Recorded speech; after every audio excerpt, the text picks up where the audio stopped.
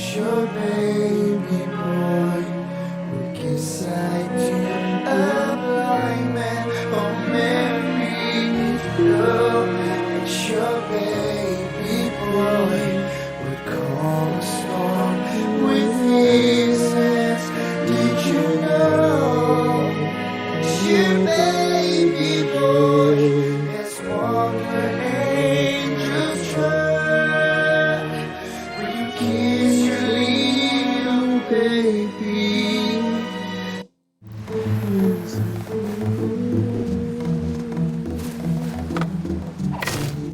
you kiss the face of God. Oh, Mary, did you know? Mary, did you know?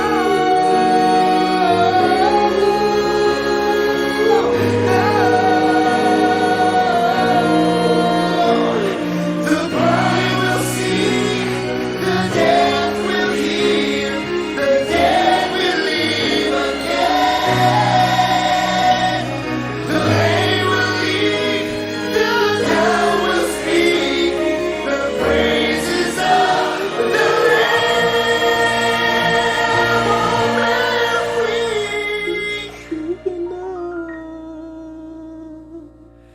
Mary, did you know that your baby boy is Lord of all creation? Oh, Mary, did you know that your baby boy will one day rule the nations?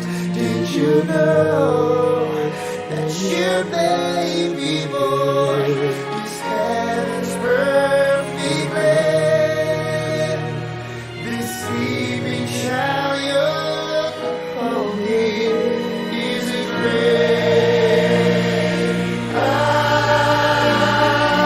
am.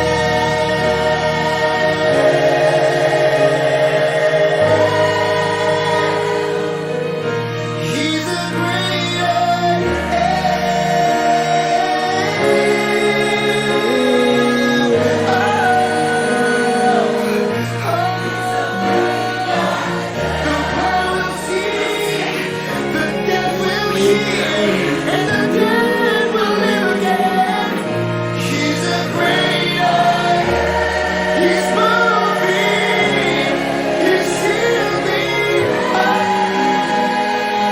Mary, did you know?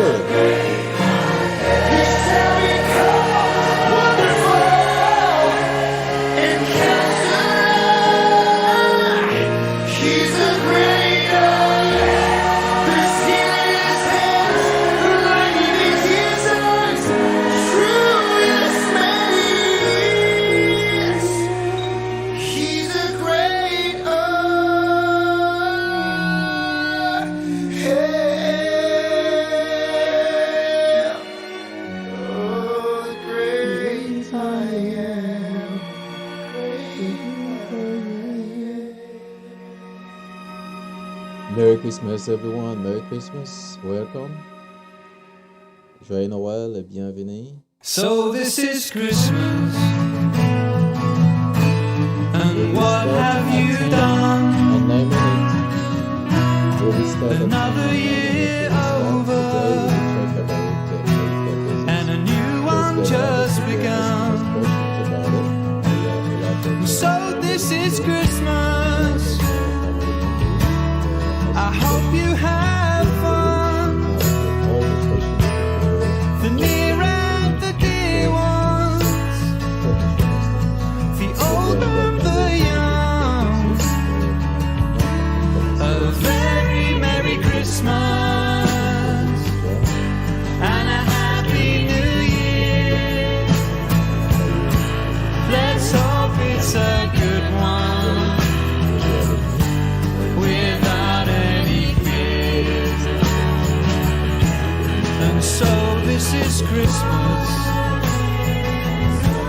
for weak and for strong, for rich and for poor ones. The world is so wrong. So this is Christmas, for black and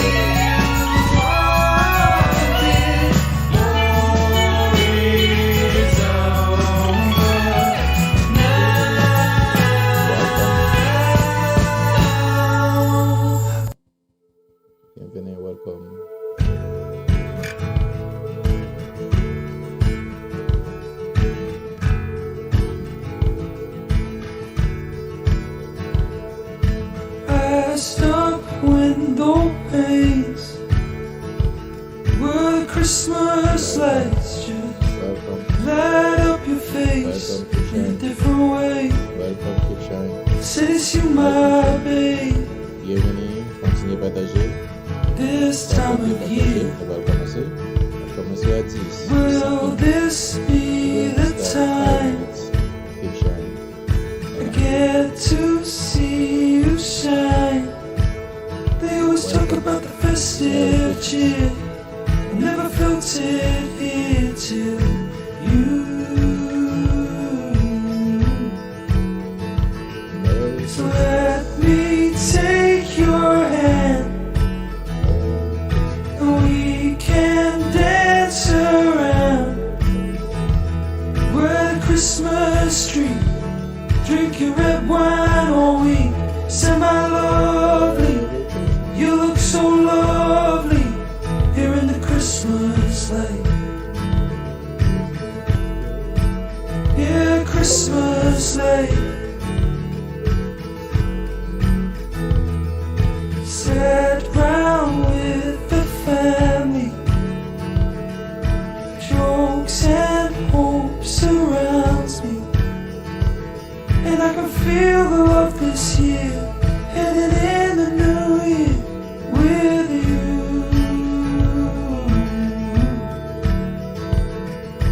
Next to you, my love,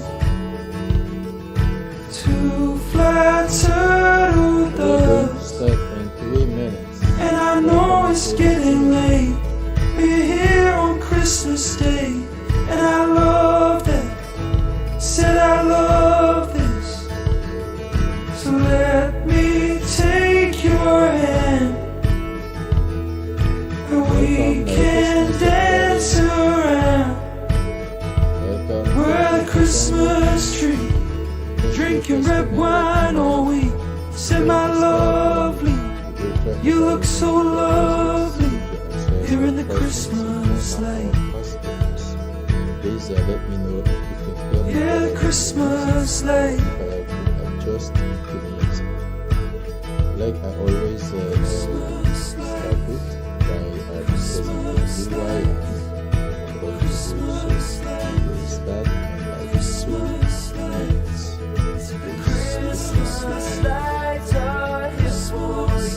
Nous allons commencer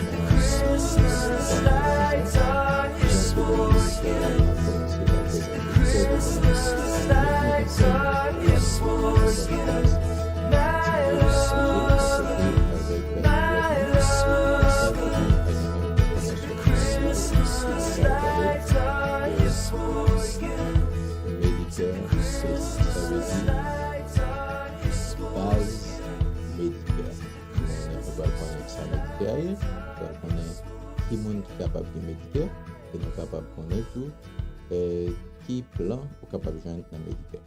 Donc bear with me, restez avec moi et dans 2 minutes comme ça on a commencé.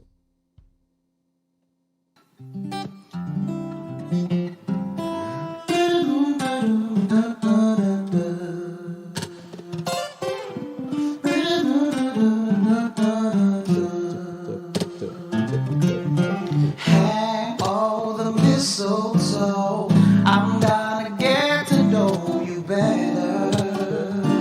Yeah, this Christmas, and as I trim the tree, how much fun it's gonna be together. This Christmas, the fireside is blazing bright, and we're carrying it through the night. Christmas will be a very special Christmas for me.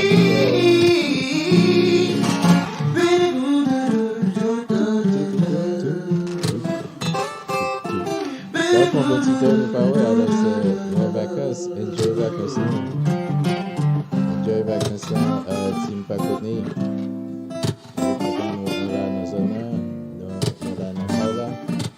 Avec Madame Rose, bienvenue à Monsieur Black, bienvenue à tout le monde. Barrett. Welcome to everybody, and thank you for spending with me. Now we're going to start. We're going to put the music The down. Please let me fireside know is if you blazing can hear me. bright, Mettez musique and là-bas. we're carolling through the night. And this Christmas will be a very special Christmas for me.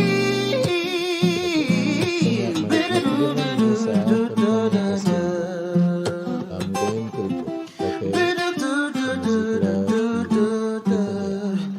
This Christmas,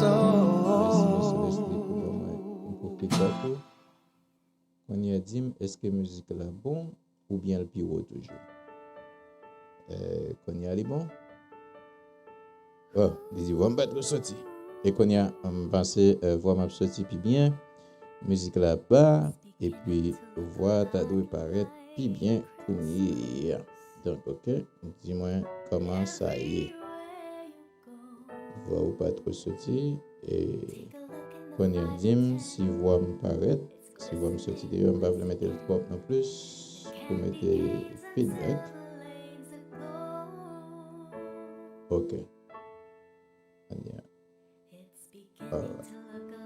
Ok, m'a commencé puis n'a dit moi est-ce que nous tendons, est-ce que besoin ajuster un bagage etc. I'm going to start and you can let me know, give me feedback, let me know if you can hear me better than the music. If you cannot hear me, please let me know. Alright, thank you so much. Today we're going to talk about Medicare Basics. Jeudi, nous allons parler de ça qui est principal, ça qui base Medicare. We're going to answer some questions people has been asking the whole week about that. A lot of elderly people reach out to me, and we get a lot of family members also reach out because they want to know what we can do. That is very important, and thank you so much for the feedback. Okay, now I believe everybody can hear me clearly. Good, perfect.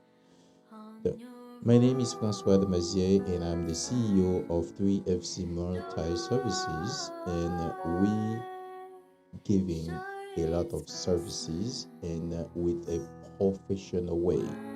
First, we give notary services. You can have any kind of notary services.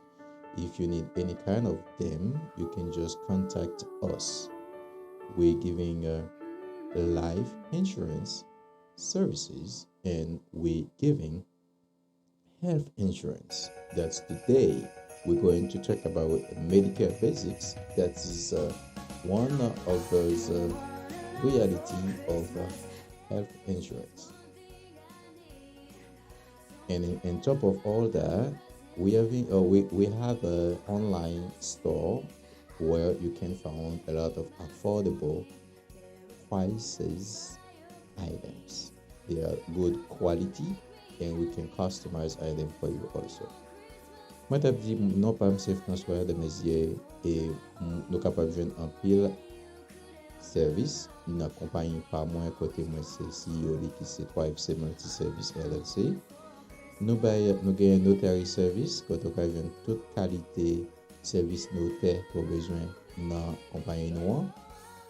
Nous baillons assurance services. Une qualité assurance nous baillons c'est assurance qui accueille l'argent. Et nous gagnons assurance santé tout. Assurance santé, monde qui gagne Obamacare qui besoin un bon plan, n'a aider monde qui gagne grand monde la caillou qui gagne un Medicare ou bien gagne un monde qui gagne une disabilité qui gagne Medicare, nous capable aider à joindre un bon plan. Et nous gagnons un store online tout qui monde capable joindre produits à bon marché et bonne qualité. But today we're going to talk about Medicare Basics. What is Medicare? Why we got Medicare?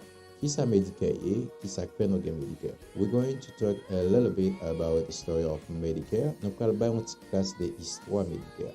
Signed into law in July 1965 by President Lincoln B. Johnson, Medicare initially provided federal health insurance for the elderly over 65. Dans juillet 1965, le président Lincoln li te signé ils a fait ça pour te tourner une loi. Mais là, li te signé li, c'était plus assurance santé grand monde. Grand monde sorti 65 ans et plus. And for the financial challenge families. Et puis tout, pour famille qui a un problème avec question l'argent, avec question financière. I did, je vais pas m'abonner, s'il vous plaît. Okay, okay, I did. We see that after you can just text me something, and I will see why you cannot you cannot you're not able to do it. Qui ça qui fait ou pas arriver capable abonner avec écris-moi et puis après ça m'a regarder ça avec vous, ok? Très bien. But by today, at that time, when first time introduced, Medicare had only two parts, Medicare Part A and Medicare Part B. C'est sûr et certain, nous toujours attendons, on y a parlé de Medicare Part A, Medicare Part B. Donc, really, when you te fait entrer loi ça, c'était des parties ça seulement qui te gagne. That's why you will often see those two parts referred to as original Medicare today. C'est ça qui fait jusqu'à aujourd'hui, là où on a parlé de Medicare, il a parlé de Medicare original, il y a toujours, là où Medicare original, il fait référence avec part A, avec part B. Thank you so much for everybody. 161 persons here with us to understand what Medicare is. That is very interesting. If you have any question, please drop it on the box. Merci en pile avec tout 132 000 personnes qui a écouté nous là, qui a regardé nous. Donc, si nous avons quelque chose question nous avons gagné dans tout ça que nous avons parlé là, sur question taxe, sur question Medicare, sur question assurance, sur question health insurance, assurance santé, assurance la vie, mettez question dans la boîte là et puis m'a répondre pour nous. Si il faut que pour me tirer après live là pour me répondre à la question sur un bagage qui est différent, m'a fait ça. If you have any question about everything I said before about the income tax that is coming up right now, it's about health insurance, about life insurance, about notary services, you can drop the questions on the box. And if I have to stay after the live, after talking about Medicare Basics, I will stay and answer your questions. Don't hesitate to put them in the chat box. Thank you so much. In 1997, President Clinton signed into law the Balanced Budget Act, which introduced Medicare Part C. Attendez bien, M. parlé tout à l'heure qu'en 1965, président Lincoln, il était signé Medicare, il était signé et question ça a fait une loi pour monde qui gagne 65 ans et plus avec monde famille yo gagne un problème. OK? Mais les lois ça a été signé, tu gagne seulement deux parties. Tu gagne partie A et puis tu gagne partie B. Mais en 1997, avec président Clinton, il vient signer une autre loi qui c'est Balanced Budget Act, qui c'est Balanced Budget Act, j'ai regardé là. Donc, il vient entrer une autre partie qui aurait partie, which are the Medicare Advantage Plan that works with a network of providers. Loi ça, les vient paraître qu'on y a, c'est là les vient ban nous toute légitimité nous. Donc moi-même qui c'est un life insurance broker, c'est là ça les vient ban nous toute légitimité nous, c'est loi ça en 1997 qui vient permettre nous qu'à aider, nous capable aider grand monde yo qu'on y a, yo pas besoin à porter attention qui ça pas A et qui ça pas B A, nous capable faire tout ensemble venir dans un seul que les parties. OK, parce qu'il y a les mêmes, c'est un Medicare Advantage. Usually, you mettez le MA, ça veut dire que Medicare Advantage. OK, Medicare Advantage c'est un network qui est dans le docteur la dernière, dans le provider. Provider, c'est le monde qui a assurance, plan que m'a parlé là.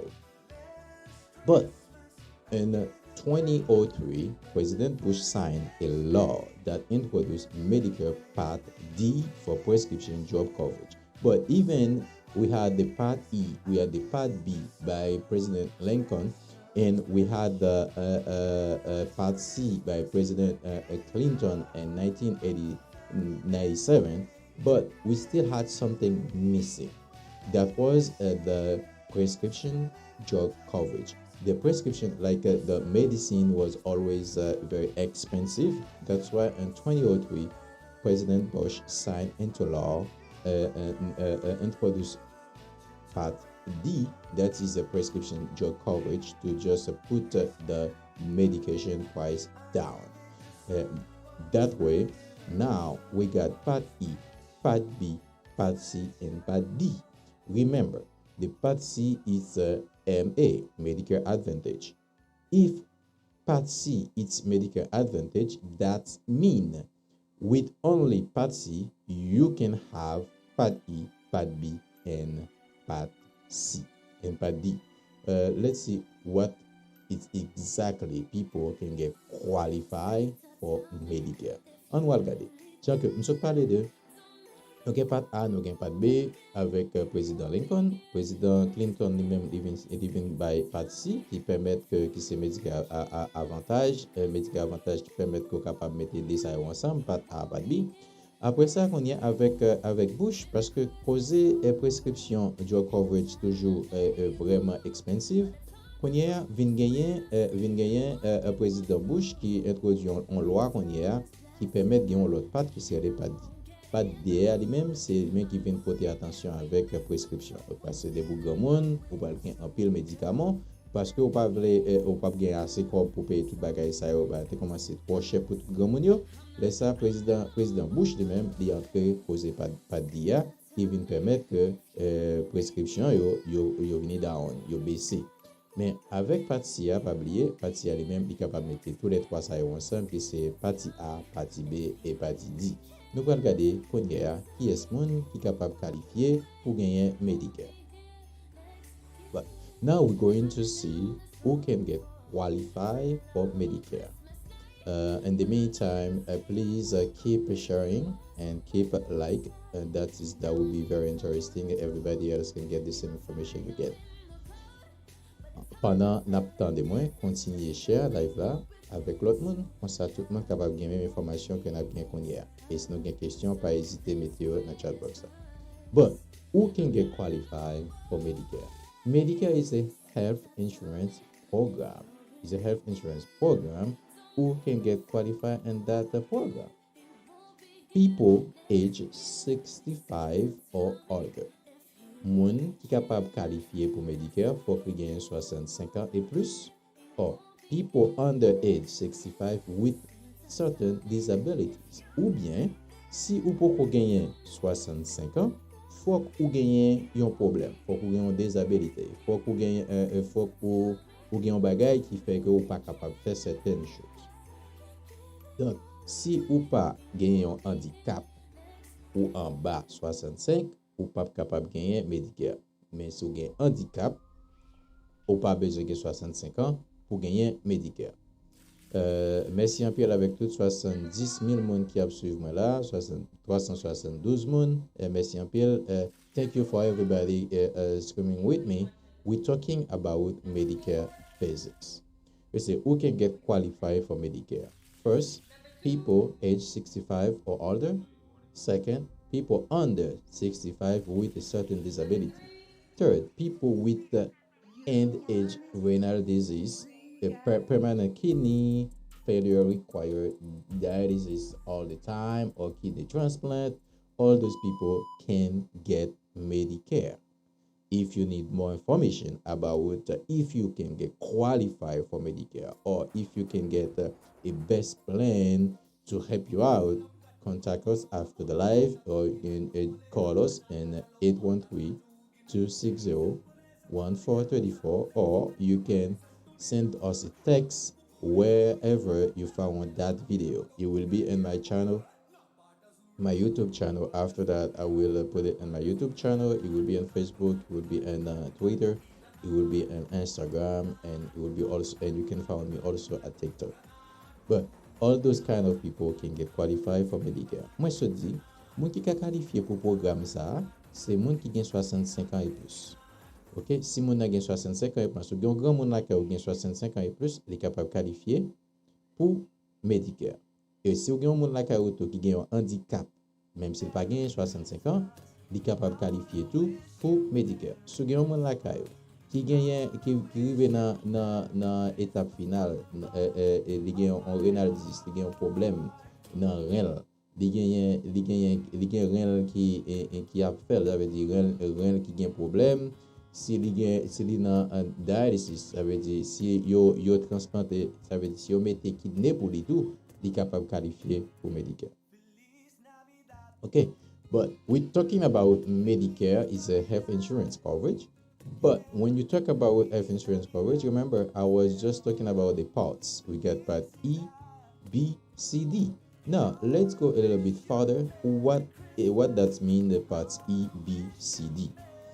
All right, let's go a little bit further. Moi dit que nous avons parlé de Medicare, et Medicare nous parlé de plusieurs parts. Nous parlé part A, part B, part C, part D. Quand nous allons regarder chaque part séparément, nous allons un petit classe entrer dans yo pour capable avoir plus d'informations qui ça yo.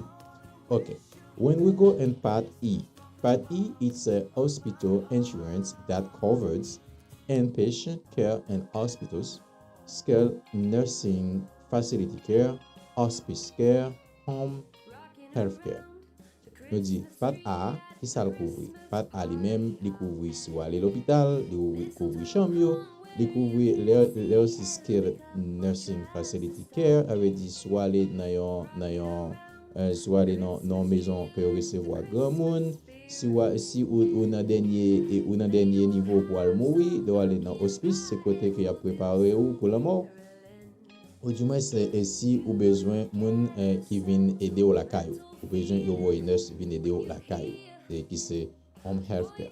Ça veut dire soit ou aller dans yon maison retraite côté grand moun yo ya, ou du moins devoir aller à l'hôpital, ou du moins aller dans hospice, laisse ça lui-même, c'est part A qui couvre tout bagay ça. On regarde part B qui ça le gars. The Part B, it's let's see about the Part B, what you can get. It's a medical insurance that covers doctors and provider services, outpatient care, home health care, durable medical equipment like a wheelchair, walker, and hospital bed, preventive services like screening, shot, and early wellness, and all those kind of visits. They are covered by Part B. Partie B à lui-même c'est qui ça le fait, qui ça le couvre. Partie B à lui-même c'est le même qui a un rapport avec docteur, avec provider. Provider avait dit que vous côté aller dans clinique ou aller ainsi de suite. Out of patient care avait dit là où quitter l'hôpital, si vous aller dans nursing facility si vous besoin équipement, tant que c'est grand monde ou besoin ken, ou besoin wheelchair. Et ça c'est pas de BA, côté attention avec ça. Okay, let's check about the part C, what it does. Okay, nous dit part A c'est ça il fait, c'est tout bagay ça qui les plus bas. On regarder ça on va aller sur part C. Before I go in part C, let's go in part D because the part C is a Medicare Advantage. Part D, what is it? Is a prescription drug coverage. The Part D is prescription drug coverage that is it is available for everyone with Medicare. Two ways to obtain Medicare prescription drug coverage. And a stand-alone Medicare prescription drug plan. You can take the Part B separately, or you can enroll in Medicare Advantage plan with prescription drug coverage. Okay, it could be an HMO or in a PPO. I'm going to explain what is HMO and PPO a little bit later. Nous dit que il y a des façons pour capable enrôler, pour capable inscrire, pour capable chercher gain partie B. Premièrement, ou capable enrôler dans un standalone Medicare prescription drug, ça dit même ou prend partie pour compte. Ou du moins, you can enroll in Medicare Advantage ou bien dans NA. Et nous a parlé de Medicare Advantage, c'est partie C. Partie c'est Medicare Advantage, là où la donne ça lui-même si ça nous fait en tant que broker nous permettre pour capable gagner tout ça. Donc là où la donne qu'on y a ou une prescription job coverage, nous gagnons des façons nous pour permettre de faire ça. Ou capable dans un HMO, capable dans un PPO. Quand on a regardé un petit classe plus près, let's look a little bit closer what Part C it is, Medicare Advantage. On va regarder plus près qui ça part C a li gen là-dedans. The part C it's part A plus part B plus part D. OK, c'est comme je dis là on gagne part C li égal avec part A, part B, part C. Donc on gagne tout bagay yo net dans un seul bagay. Donc the part C refer to Medicare Advantage plans that are offered by private company approved by Medicare and must follow rules set by Medicare. Donc, nous-mêmes en tant que provider, nous-mêmes en tant que broker, qui peut aller chercher bon provider pour nous gagner pour nous follow tout rose Medicare météo. Tout rose Medicare météo, nous gagnons pour nous follow. Merci un peu les bienvenus avec tout le monde qui là, tout le monde qui voit rose. Merci, ça me fait yo. Si pas contenu, merci parce que vous présent. Donc, we say thank you to everybody. It's coming with us. Thank you for comment. Thank you for the gift. Thank you for the like. Keep like and share the live. Other people can get the same information you are getting. Donc, nous disons merci avec tout le monde qui baille cadeau, tout le monde qui a continué like, qui a continué partager. Continuez faire ça parce que l'autre monde qui a la même information a bien qu'on y est. Donc, these plan bundle your part E and Part B, which other benefits not offered by original Medicare. Ne pas oublier que moi t'ai parlé de Part A et Part B, yo considéré comme original Medicare parce que c'est ça qui a commencé avant avec président Lincoln. Mais là que on vient gagner avec Clinton ou gagner Medicare Part D Part C et avec Bush Medicare Part D. Là, même c'est bagay qui vient augmenter bagay la plus. Most MA plans include the Part D. Dans P4 Medicare Advantage, you can Part D à la dedans, ça veut dire medical prescription drug coverage. Prescription drug coverage. Although standalone drug plans are also available. That's exactly what I just said. Donc, ou capable prendre de façon ça, soit on prend Part C qui tout gagné là-dedans, ou bien on prend standalone. Okay? Now, remember, I just talked about HMO and PPO. Oh, thank you so much for all 505 mon. Perfect. Content ouais nous, si vous avez une question, pas hésiter mettez yo dans chat box là. I am very glad to see you going with me. Now, if you have any questions, don't hesitate to put them in the chat box. Now, like I was saying, I'm going to talk about now HMO and PPO. I said when you get the Part C, that is Medicare Advantage plan. Now, what we do for you, like a health insurance broker, what I'm going to do for you, based in your needs, I will see which one is the best for you. Because and the HMO is a PPO a little bit different. The HMO is referred to Health Maintenance Organization. That's why HMO means Health Maintenance Organization. That is a question you can get, and that can come back to you guys and team Pakotni as a question and Bamabao. Now Bamabao question ça capable paraître. What that mean HMO? HMO means Health Maintenance Organization. And HMO, what you can get, you choose a doctor, primary care physician, like what they call a PCP. It's a primary care physician, PCP, from a list of contracted network physician. Care is coordinate through your primary care physician office with referral to specialists. Most referrals are handled electronically to ease the process. Some plans may not require referral for certain services.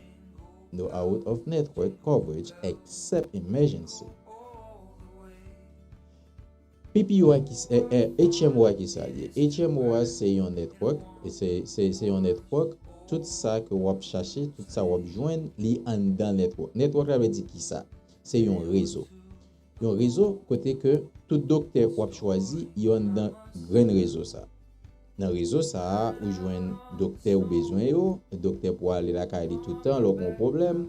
Dans réseau ça, ou joindre pharmacie qui lié ensemble avec réseau, ou un spécialiste qui lié avec réseau. En général, là ou non HMO, donc sous besoin ouais un spécialiste, yo référé ou avec spécialiste qui dans network là et qui dans réseau, yo référé avec spécialiste qui dans réseau.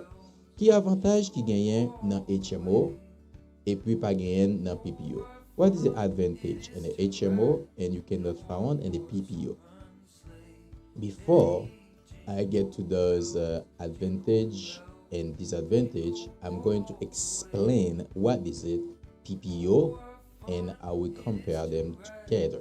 Avant que je qui avantage HMO, qui avantage PPO, je vais expliquer qui ça PPO et tout, comme ça nous sommes capables de comparer ensemble. Songez que moi dit dans HMO, quand on parle tout le monde est dans le même réseau. Dans le même réseau, ça veut dire ni docteur famille ou docteur ou dit ça et docteur pam tout le temps la calia, dans le même réseau, un pharmacie pour vos médicaments pour dans le même réseau, spécialiste pour aller côté yo, dans le même réseau. Donc PPO, what that means? Preferred Provider Organization. Select physician of your choice, but out-of-pocket costs are generally less if you use plan available network. No referral to see a specialist. Out-of-network coverage. Coverage for emergency and urgently needed care. More flexibility, but may have higher out-of-pocket costs. On dit PPO c'est Preferred Provider Organization. Ou c'est ou même qui choisit qu'on y a physicien. PCPA c'est ou choisit ça. Mais parce qu'on choisit le tout, les gagnants ont out of pocket, ça veut dire les gagnants l'argent en plus qui est ou payé parce qu'on pas utiliser un physicien qui n'a un network, ça veut dire qu'il n'a HMO parce qu'on pas utiliser HMO. Ou pas besoin de référence pour un spécialiste. Ou quand on va choisir un spécialiste ou pas. Mais les ou aller faire comme ça, il toujours coûter au plus quoi. Donc ou gagner coverage pour emergency, pour urgence, même si on coverage HMO. Il est plus flexible parce qu'on est capable de chercher sauver dans PPO. The difference between the HMO and the PPO is, and the HMO you spend less money, but you have to stay in network. And the PPO you spend more money, but you got network. The cost is less. When you stay in network, the cost is less. If you want to choose whoever you want, if you need your flexibility, you have to get PPO. If you don't need your flexibility, you want to spend less money, now you have to stay in network. Now we will give you an HMO. Okay, but it doesn't have only that. We got a third one that is special need plans. The special need plans is Medicare SNAPs. Are a type of Medicare Advantage plan, but it got a lot of limits. It got a lot of limits on it. It got it's mostly for people with a chronic condition. It's people when you get dual eligibility. You get a lot of stuff. You want to get to see that one to be able to qualify for that. But if you need more information about it, you can contact me and I will go a little bit further with you. But remember, I was talking about HMO, PPO. That is the most plan we used. But if you have a special condition or if you have a chronic condition, we can get you a special need. That is require a little bit more additional information. If you want to know which one it will be best for you based on your needs, contact me and 813-260-1434. But Medicare insurance, when you get all the stuff, sometimes you get the gap or want to see about, okay, I want to get the Medicare, but I don't know when I will be able to get it, and when it's too late, when it's not too late, all the stuff. It's great questions. I got 5 people asking for that questions. When is too late? They say 65 and older. When I get the 65, I have to enroll myself to get it. It's very simple. You get an initial enrollment period. I will just explain it. In fact, t'as dit avec tout le monde rapidement poser une question à savoir qu'il est trop tard. Il dit que Medicare lui-même c'est commencé 65 ans et plus, qu'il est trop tard, qu'il est comme pas capable encore, qu'il est m'a bien pénalité, ainsi de suite. Il dit que attendez, quand tu cherches bao chita attendez, on va l'expliquer ça qu'on y a. Qu'il est au doit faire, qu'il est trop tard et qu'il est que vous pouvez prendre pénalité. Initial enrollment period. If you're going to get 65, you have a 7-month window when you are turning 65. The 7-month window is 3 months before the month you were born and 3 months after. It's 3 months before your birthday and 3 months after your birthday. That means your birthday month is the 7th month.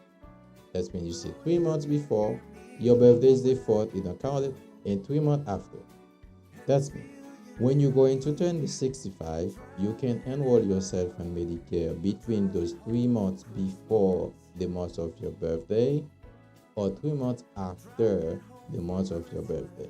If you do it that way, you are in compliance with the Medicare.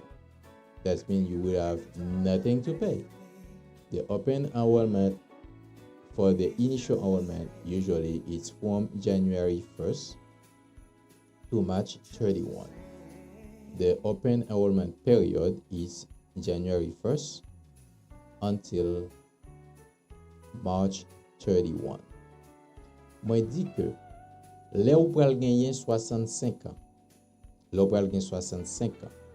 Moun pose question, qui est que capable enrôler tête moi dans Medicare pour moi pas gagner contravention, pour pas gagner sanction, pas gagner pour me payer. Moi dit que ou gagner yon 7 mois window, yon 7 mois fenêtre pour faire ça. Ou gagner 3 mois avant mois au fait là et 3 mois après mois au fait là. OK? Si ou enrôler 3 mois avant mois au fait là ou bien 3 mois après mois au fait là ou pas gagner casse pénalité. But gagner ça relève open enrollment period. Ça que moun fait chaque année pour refaire encore. Puis open enrollment period ça il commence à partir de janvier, 1er janvier jusqu'à 31 mars. But we got another one they call annual enrollment period. Annual enrollment period that start on October 15 ended in December 7th. Ça veut dire chaque année après open enrollment period là, période là commence chaque année qu'on y a des pour fin mettre tout. Chaque année sorti 15 pour arriver 7 décembre, faut que toujours enrôler tout, repasser encore sur bagay yo. Peut-être c'est moment où qu'a changer plan, ou qu'a fait tout bagay ça. Okay? But that being said, in January 1st, I will be open to help everyone out because that will be the open enrollment period. January 1st to March 21st, March 31st. January 1st to March 31st. That will be the open enrollment period. I will be glad to help all of you guys who needs help. After open enrollment period and annual enrollment period, you got a special enrollment period. That special enrollment period that's may differ for Medicare Part A, Part B, and Medicare Advantage. Me, I can help you get the Part C, that's Medicare Advantage. Part C, Medicare Advantage, and remember, the Part C combine Part A, Part B, and Part D. That means you really need only me because I can give you the Part C, and the Part C combine the Part A, Part B, and Part D. Je suis capable d'aider nous, je suis capable de faire nous joindre Medicare Part C, qui c'est Medicare Advantage, parce que moi c'est un broker. Songez bien, Part C à lui-même, les mettez ensemble Part A, Part B, à Part D. Donc, si nous joignons moins, nous joignons tout ça et tout. Donc, make sure que nous gagnons l'âge là.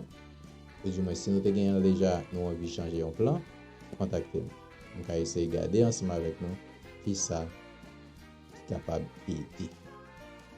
But that is, instead of all that, we got other things we can talk about. Some people might say, oh, I'm still working. I am 65, but I'm still working. Can I get that? Can I do that? They got the Cobra and Medicare Part B.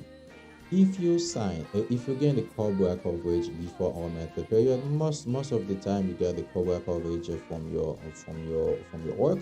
And sign up for Medicare when you turn 65 to avoid gaps in coverage and a monthly Part B late enrollment period penalty. Yon mwen kap di, mwen gen assurance, mwen gen Cobra, mwen travay, mwen pa bezon. Even, même si que vous travaillez ou gen Cobra ou gen assurance ça avec travail ou, les l'âge arrivé, depuis ou turn 65, vous gen 3 mois avant, 3 mois après, faut toujours sign up for Medicare parce que ça va éviter que vous allez pour payer Medicare Part B penalty. Okay? If you gain the Cobra coverage after enrollment and Medicare, donc si toutefois vous fin enrôler dans Medicare et ou gagnez un Part B ou gagnez un Cobra becomes your secondary payer. Ça veut dire ici que vous fin enrôler dans Medicare qu'on y a ou t'avais un travail ou du moins ou prend Cobra quelque part. Cobra vient tourner et c'est une assurance privée et les vient tourner secondary insurance, les vient tourner deuxième assurance. Ça veut dire première assurance soit Medicare et deuxième assurance soit Cobra. Donc Cobra coverage does not extend your initial enrollment period. Enroll in Medicare Part B as soon as you are eligible. And automatiquement, vous avez 65 ans ou éligible pour Part B, il faut que enrôler la donne parce que gain Cobra ça pas retirer ça pas fait ou exempt. Ça veut dire gain Cobra coverage pas fait dire ou exempt pour ça. OK? Donc qui ou gain Cobra, qui ou pas gain Cobra, l'important pour mettre nan pour enrôler dans assurance qui c'est pour enrôler dans Medicare et surtout pas de B parce que vous allez gagner une pénalité ou capable payer parce que pas oublier que l'Europe prend pénalité avec bagay ça yo c'est pas en question en pénalité ou faire une seule fois c'est fini c'est pénalité ou payer presque tout le temps donc ou pas ramener ça arrive on va ramener ça arrive donc pour ça pas arriver yon dans nous donc you have to apply try to get your Medicare when you are eligible for. Okay? When you want to compare all your plans, prescription drug coverage, it's so my drugs on the plans.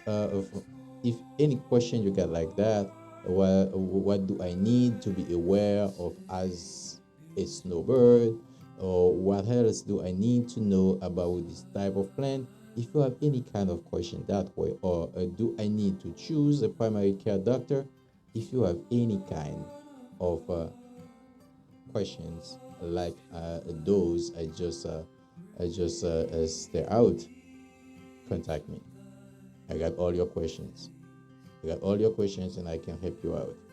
But today we were talking about Medicare Basics. And thank you so much guys for the 520,000 people who's coming with me. Thank you so much. I very appreciate you. And keep a like and share. And I'm going to do a resume for the live. Hopefully you learn a lot from it. If you still have questions, you can still contact me to get all your answers. All right.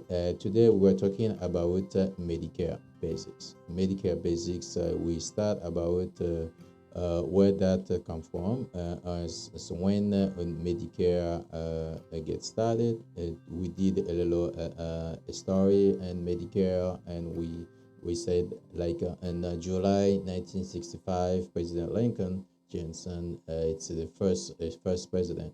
It's signed a law for Medicare, and at that time it was for only people 65 and older, or people who has financial challenges. And it was only Part A and Part B. That's why I always refer to Medicare as original Medicare. Today it's Part A and Part B.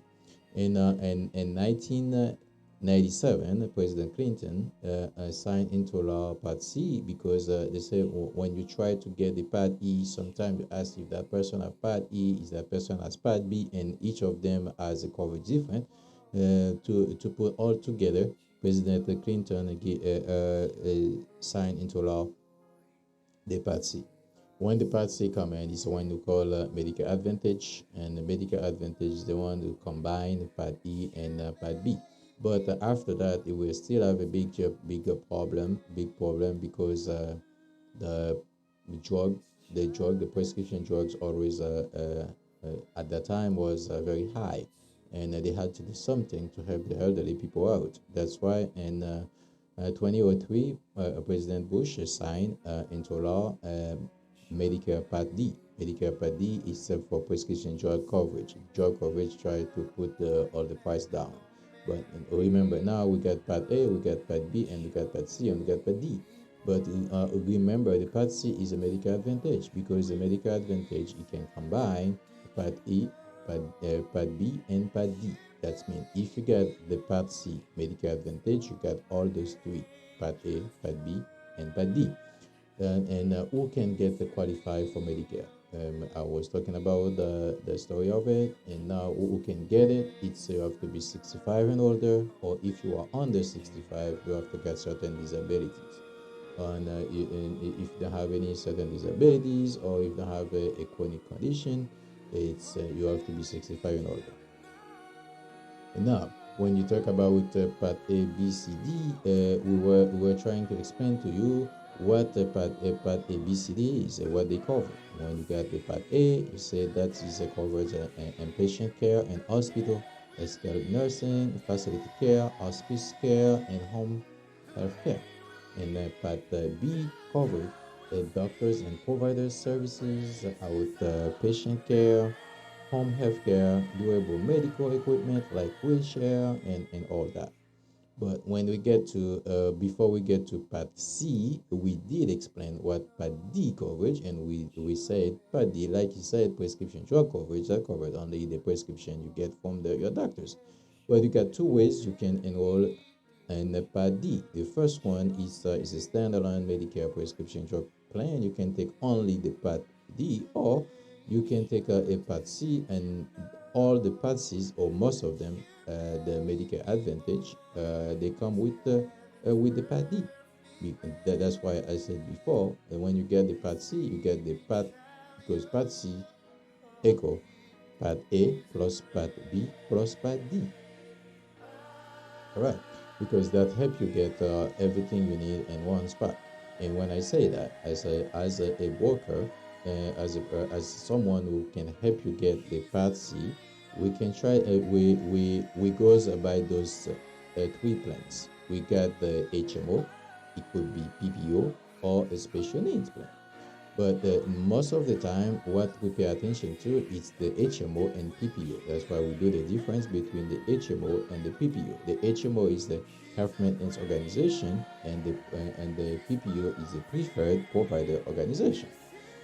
Health Maintenance Organization, that's everything you have to do. You have to be in network. That means everything you have to do, you have to be in like your physician, your pharmacist, your specialist. Everybody have to be in network. When they are in network, you pay less.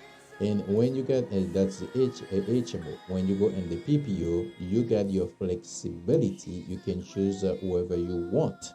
But because you get that flexibility, it's more expensive. You got more money to spend if you want to go on the PPO. That's the big difference is, and the HMO, you don't have your flexibility. You cannot really choose. You have to take one, or you have to take whoever in network, and you pay less. And the PPO, you can choose. You get the flexibility, but you pay more. And the special needs, it's mostly for people who got a chronic condition, people who has who really has it's not for everybody. It's mostly for limited members. You have to get a chronic condition to get that. And after explaining all that, I said the best way to do everything is trying to get a Part C. At the end of all that, the only way to get everything you need, the Part E, Part B, and Part D, is Part C. Donc, if you need more information, if you need to know how to get that Part C, contact me. D'ap explike, mwen ta fon rezume sou sa ke nou se pale jodi ya, ki nou ta pale de assurance ki se Medicare, base assurance Medicare.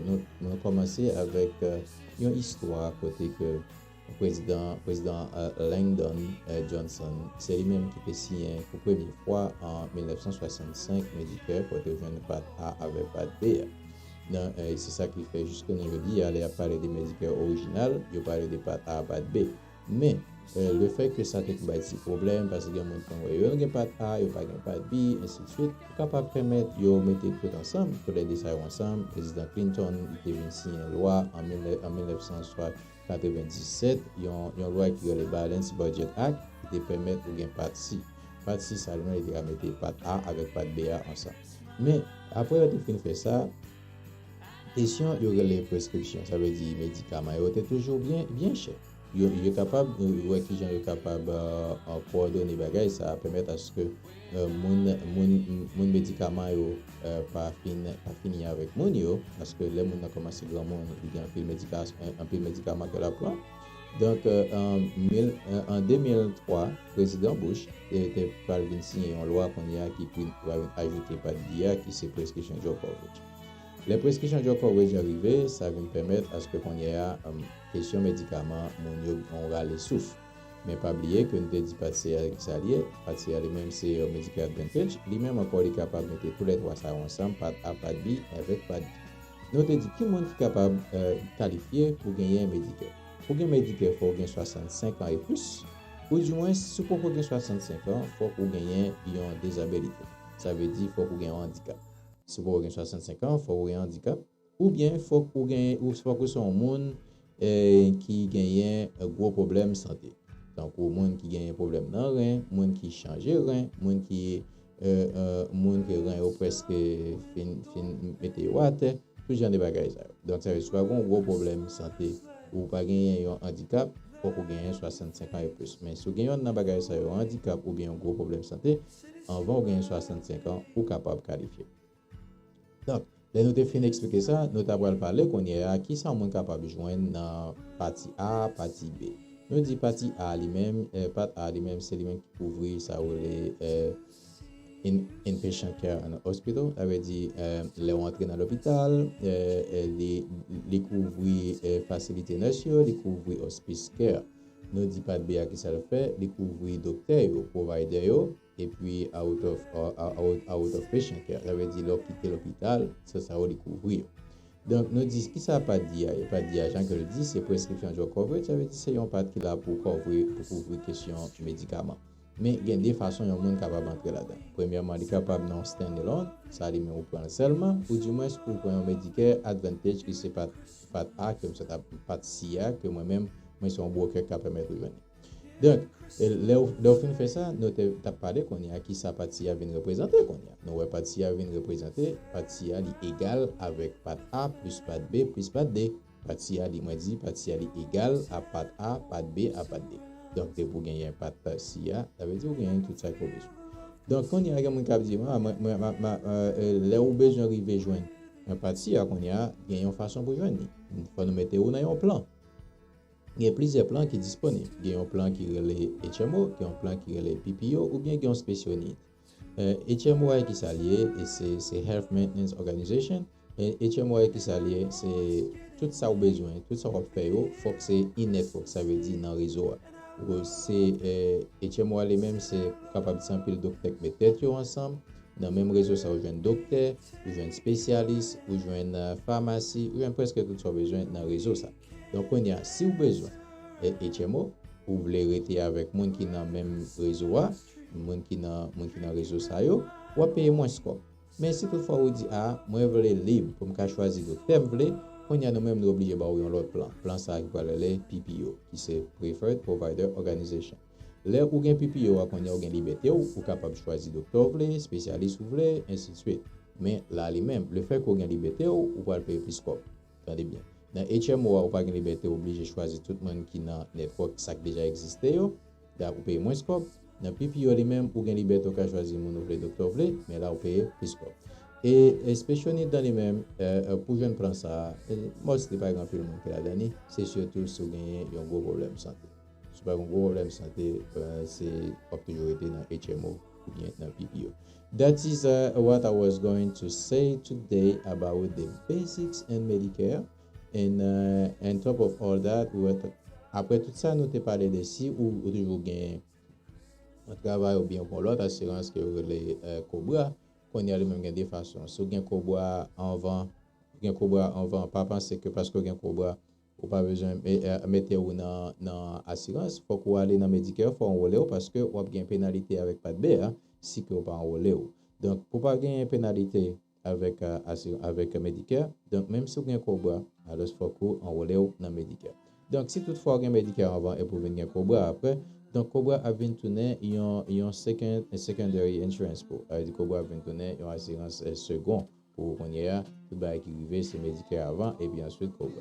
Donc c'est tout ça que nous avons gardé ensemble aujourd'hui pour nous parler de ça qui base Medicare. Si vous avez une question quelconque, si nous avons des bagages qui rété, nous avons envie qu'on ait en plus que moi pas touché, nous gagnons nous pour nous reach out pour nous poser question yo voyer bon moi et puis moi apprendre yo ka mettre yo même gens ensemble encore pour me faire un autre live qui capable répondre à question par ça yo ou bien l'autre et gens que moi toujours dire chaque samedi moi make sure que moi quitter espace là tourner espace éducation espace samedi ça qui chaque 11h du matin son espace éducation. Donc chaque fois que moi j'ai une question, j'ai un bagage quelconque qui poser, en pile monde poser même question sur même bagage, moi toujours fait en sorte que moi venir avec réponse pour eux. Donc I was saying it's every Saturday what we do at 11 it's leave that space as an educational space because we want you guys to learn a little bit more about everything. Like I always do before I did stuff about life insurance and now I'm doing about health insurance, I'm doing about notary services, I'm doing also about taxes. Last Saturday I was talking about taxes and giving some tips. But next Saturday probably I will coming back with some more tips for tax because the tax season is coming and by January 2nd I will be able to start your taxes. If you want to apply for cash advance, I can go up to $7,000 for you. I can go up to $7,000 for you. Everybody who has a business cash, only cash, you can come in because you don't need any document. You're not waiting on anything from IRS. If you have a business, you're not waiting on anything from IRS. You can come in by January 2nd. I can do your taxes and you can have up to $7,000 in cash advance. But that means we're waiting on everybody who would like to get that. But if you have to wait on IRS document, that will be probably at the end of January, beginning of February. You can still contact me. Whatever kind of taxes you have, or you want to get, you have some questions, or you want to get a free quote. You can go on my page. You will see you get this a Q code. You can just scan it from there, and you're asking for a free code. Donc, moi t'ai dit que à partir de janvier 2 janvier, on est capable de commencer à faire taxe pour nous. Moun qui gagne un business que pas tant rien dans mes IRS, yo gagne un business c'est l'argent seulement. Donc, on est capable de commencer venir faire taxe à partir de janvier 2 janvier. On est capable de jusqu'à $7,000 pour cash advance, c'est toutefois on a besoin de cash advance, jusqu'à $7,000 cash advance. Donc, I wish you everybody a Merry Christmas. Merry Christmas 2023 and Happy New Year 2024. I hope everyone gets something from this live and everybody get the answer about the questions they had. Donc, moi souhaite tout le monde un joyeux Noël 2023 et une heureuse année 2024. Moi souhaite nous tous nous arriver joindre réponse avec question nous avons gagné.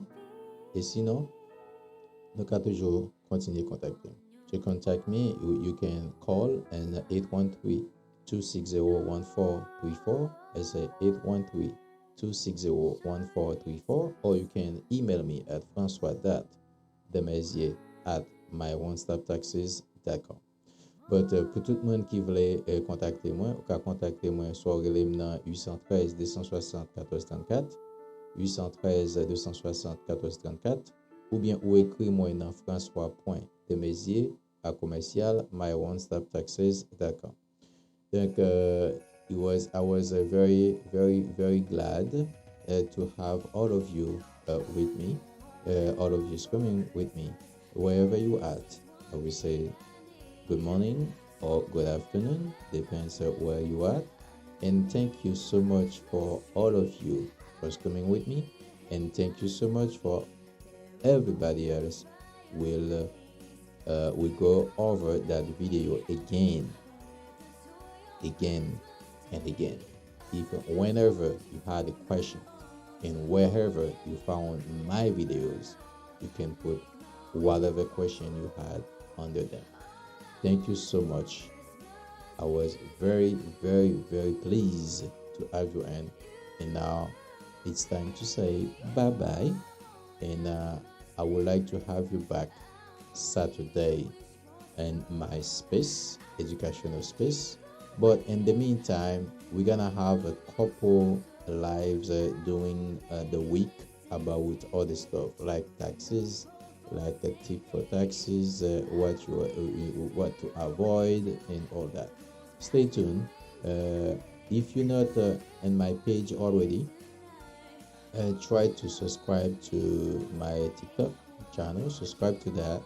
When I come in live, you will be the first one as a notification. Or if you would like to find me instead and